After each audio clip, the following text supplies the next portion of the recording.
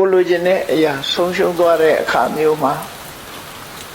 ကိုတွေ့တာနှစ်သက်မြတ်နိုးတဲ့အရာနဲ့ခွဲရတဲ့အခါမျိုးမှာဘယ်လိုဆင်ခြင်ရမလဲလောကကြီးရဲ့သဘာဝဟာတွေ့ကြုံဆုံကွဲပဲဘာတတ်နိုင်ပါလဲဆိုတဲ့အတွေးလေးနဲ့လျှော့ချဒီလိုလျှော့ချမကြည်နဲ့ဒေါသတွေဖြစ်လာပြီဆိုလို့ရှိရင်လည်းဒီဒေါသတရားဆိုတာငါ့ကိုပဲနှိမ့်ဆက်မဲ့တရားဖြစ်တယ်ဒေါသဖြစ်နေတော့ရော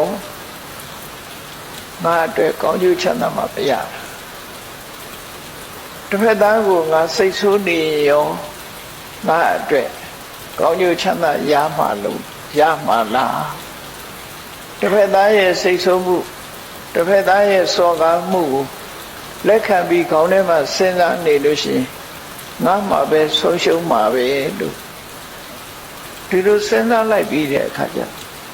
ကိုယ်ကပ်ပါရမမဟုတ်တာသူပြောတာသူနဲ့သာသက်ဆိုင်တယ်ငါလည်းမဆိုင်ဘူးဒီလိုနှလုံးသွင်းပြီးတော့တစ်ဖက်သားရဲ့စော်ကားမော်ကားတာကျုံတဲ့အခါမှာလည်းပဲအဲ့ဒီလိုသိခန့်ခြင်းနဲ့နေရရရသော်ဗျာကိုယ်တိုင်ကအဲ့ဒီစနစ်ကိုကျင့်သုံးခဲ့